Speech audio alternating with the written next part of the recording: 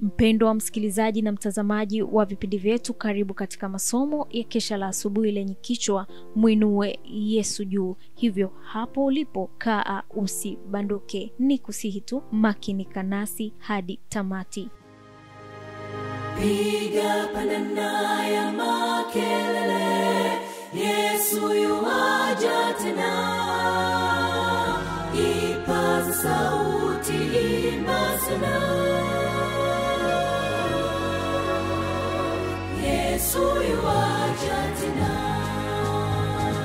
Anakuja, anakuja. Yesu yuaja tena. Na ikiwa ni Aprili 15, kumjua Bwana.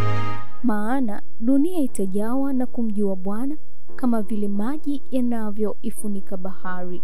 Isaya 11 mstari wa 9.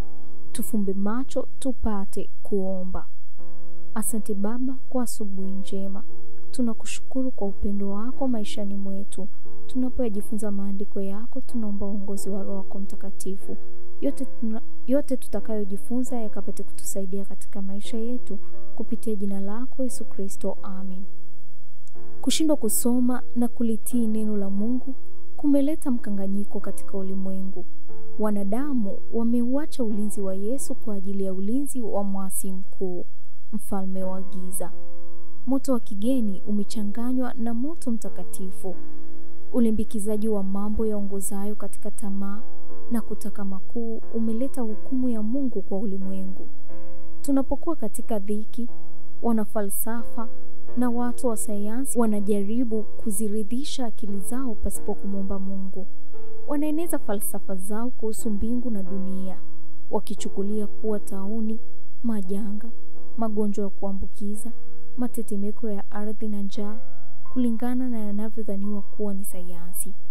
Mada zinazohusiana na uumbaji na majaliwa ya Mungu wanajaribu kuzitatua kwa kusema hii ni sheria ya asili.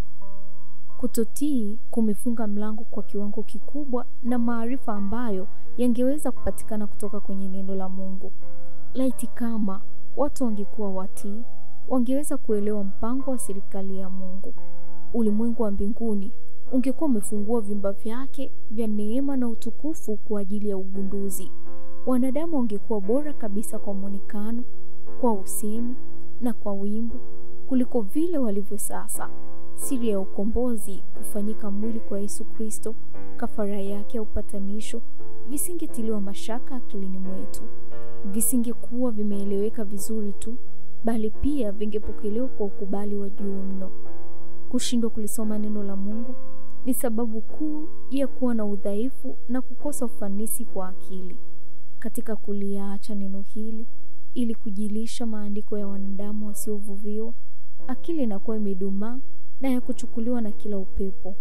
Hailetwi katika mguso wa kanuni za kina pana za ukweli wa milele.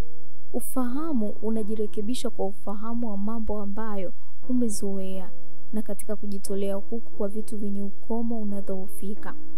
Nguvu yake inafungwa na baada ya muda inakuwa haiwezi kupanua.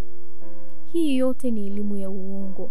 Kazi ya kila mwalimu inapaswa kuwa ni kuimarisha akili za vijana kuhusiana na ukweli mkuu wa neno lenye uvuvio.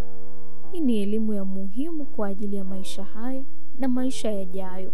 Hebu isije kadhaniwa kwamba hili litazuia usomaji wa masomo ya sayansi au kusababisha kiwango cha chini cha elimu.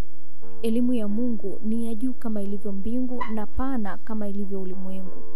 Hii yote ni elimu ya uongo. Kazi ya kila mwalimu inapaswa kuwa ni kuimarisha akili za vijana kuhusiana na ukweli mkuu wa neno lenye uvuvio. Hii ni elimu ya muhimu kwa ajili ya maisha haya na maisha yajayo. Hebu isije kadhaniwa kwamba hili litazuia usomaji wa masomo ya sayansi au kusababisha kiwango cha chini cha elimu. Elimu ya Mungu ni ya juu kama ilivyo mbingu na pana kama ulivyo ulimwengu. Hakuna kitu kinachoadilisha na kutia uzima kama usomaji wa mada kuu zaidi zihusuzo uzima wetu wa milele. Hebu vijana watafute ung'amuzi wa kweli hizi zilizotolewa na Mungu, ndipo akili zao zitakapopanuka na kuimarika zaidi katika juhudi. Elimu hii itamleta kila mwanafunzi ambaye ni mtendaji wa neno kwenye uwanja mpana zaidi wa fikra na kumhakikishia utajiri wa elimu usioharibika. Utasoma Counsels to Parents, Teachers and Students ukurasa wa 440 hadi 442. Huu ni mwisho wa somo letu la Aprili 15, kumjua Bwana. Tufumbe macho tuombe tunapohitimisha somo letu. Asante Baba Mungu kwa masomo haya. Asante kwa somo zuri la siku ya leo. Tunalishukuru na kulihimidi jina lako. Tunaomba utupatie Roho yako Mtakatifu akazidi kutuhekimisha siku kwa siku, tuyaishi masomo haya kulingana na mapenzi yako. Tunajikabidhi kwako kupitia jina lako Yesu Kristo. Amen. Barikiwa nami mwaka 2025 katika masomo haya. Anakuja, Yesu yu